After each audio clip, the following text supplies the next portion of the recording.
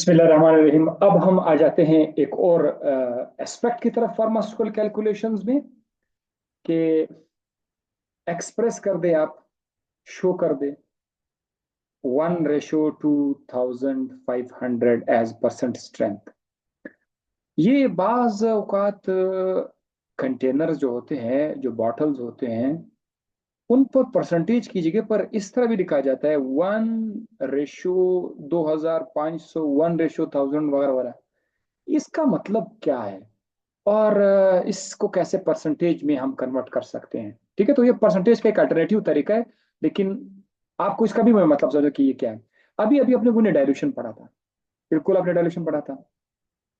इस वन का मतलब है 1:2500।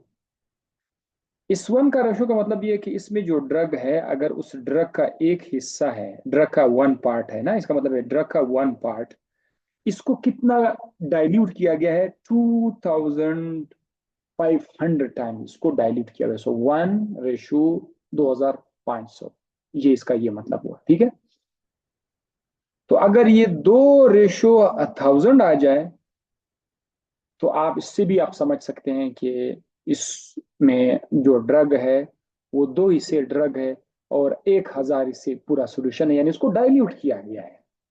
तो ये जो डाइल्यूट करते हैं उसमें आपको अक्सर इस तरह नजर आएंगे 1:2500। इसको बोलते हैं रेशो स्ट्रेंथ। इसको क्या बोलते हैं? Ratio strength. अब ये जो रेशो स्ट्रेंथ है, आपको समझता है कि रेशो स्ट्रेंथ क्या है, और ये भी लिखा जाता है। आपने इसको कन्वर्ट करना है परसेंट स्ट्रेंथ में। ठीक है, जब मतलब, और बाद में एक और सवाल आएगा, वो परसेंट स्ट्रेंथ में होगा, आपने इसको रेशो बनाना है। बस इतना सा आपने काम करना है। सो 1:2500 का मतलब क्या है पता है? एक, अब जरा इधर, एक पार्ट, वन पार्ट पड़ा हुआ है 2500 पार्ट के अंदर। ये बात तो अब आप लोग बहुत मास्टर हो गए हैं कि ऐसा लिखना, one part in 2500 parts. Equal का निशान लाना। अब आपने लिखना है कि 100 पार्ट्स में फिर इसके कितने पार्ट आएंगे।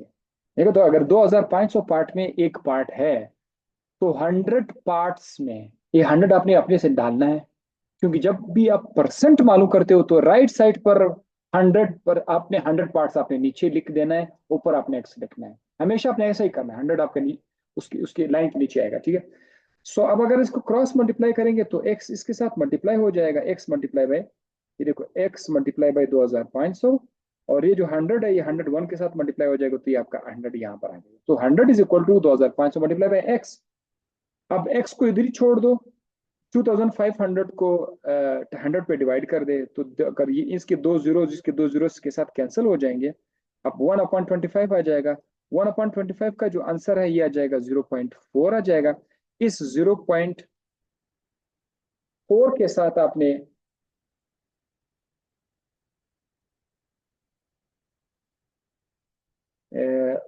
वन, सॉरी, वन को आपने 25 पे डिवाइड करना है। ये मिस्टेक है। वन को आपने 25 पे क्या करना है? डिवाइड करना है।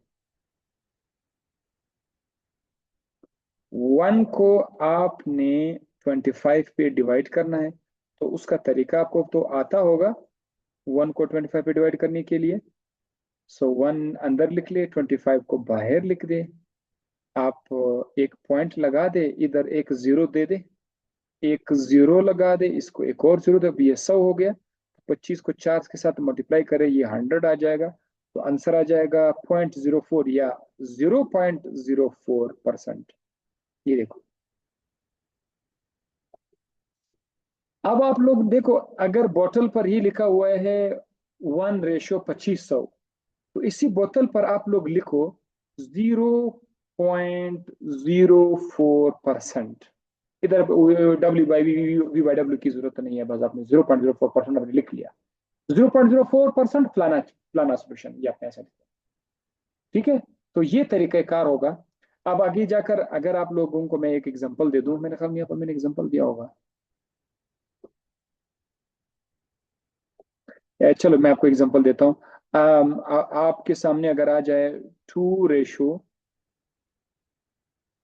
या चलो 1 कर लेता हूँ आपके लिए। 1:3000, 1:3000। अगर कोई सोल्यूशन इस तरह से हो कि उसमें एक हिस्सा सॉलिड है, 3000 पार्ट जो है वो बाकी सोल्यूशन है, तो इसका मतलब काफी ज्यादा डाइल्यूट हुआ है, ठीक है।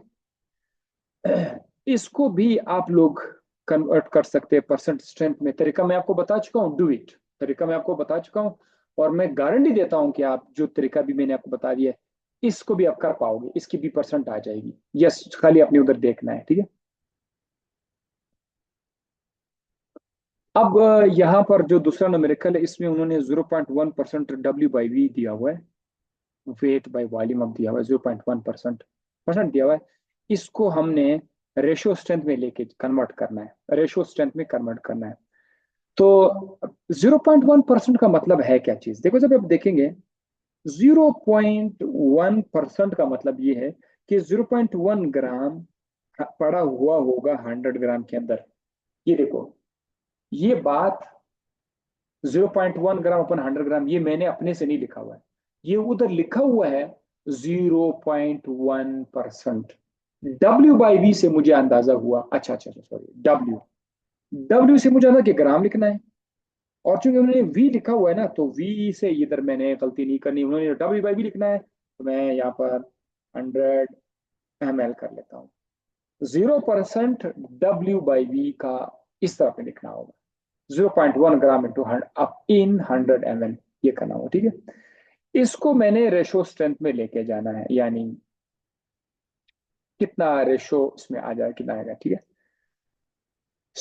इसके लिए हम लोग क्या करेंगे कि अगर 0.1 ग्राम 100 ml में है, हाँ, तो 1 ग्राम, ये मैंने अभी अपने से ये लिखना है, मैंने 1 पार्ट के हिसाब से, जो रेशो स्ट्रेंथ है उसमें आप 1 पार्ट के हिसाब से आप जाके देख देखिए 1 पार्ट के हिसाब से कितना आएगा। तो ये 1 ग्राम से मैं देखना चाहता हूं कि अगर 0.1 ग्राम में 100 ml है, तो 1 ग्राम से मेरे पास जो ml आएगा वो x ml होगा, वो x होगा, जो भी होगा। बस अब क्रॉस मल्टीप्लाई कर दे, x इसके साथ आ जाएगा, 0.1 के साथ आएगा, और ये 1000 इस तरफ जाएगा। x multiply by 0.1 is equal to 100 sorry, और x is equal to 100 divided by 0.1। 0.100 को आप 0.1 पे आप कैलकुलेटर के थ्रू आप डिवाइड कर सकते हैं, या आपको मैं एक तरीका बताता हूँ कि ये जो 0.1 है, ये असल में 10⁻⁻1 के बराबर है। तो आप इसको इस तरह भी लिख सकते हैं, x is equal to 100 divided by 10⁻⁻1। ये भी एक तरीका है, मतलब अगर अब ये 10⁻⁻1 जो लाइन के नीचे है, ये ऊपर जाकर ये पावर प्लस हो जाएगा। ये रूल्स है, कुछ मैथमेटिकल रूल्स है। 100 मल्टीप्लाई बाय 10⁻1, -1 ऊपर जाकर 1 हो जाएगा। अब ये 10⁻1 तो 10 ही है, तो अब 10 को अगर आप 100 के साथ मल्टीप्लाई करोगे, तो ये आ जाएगा 100 सिफर सिफर 100 एकम 100,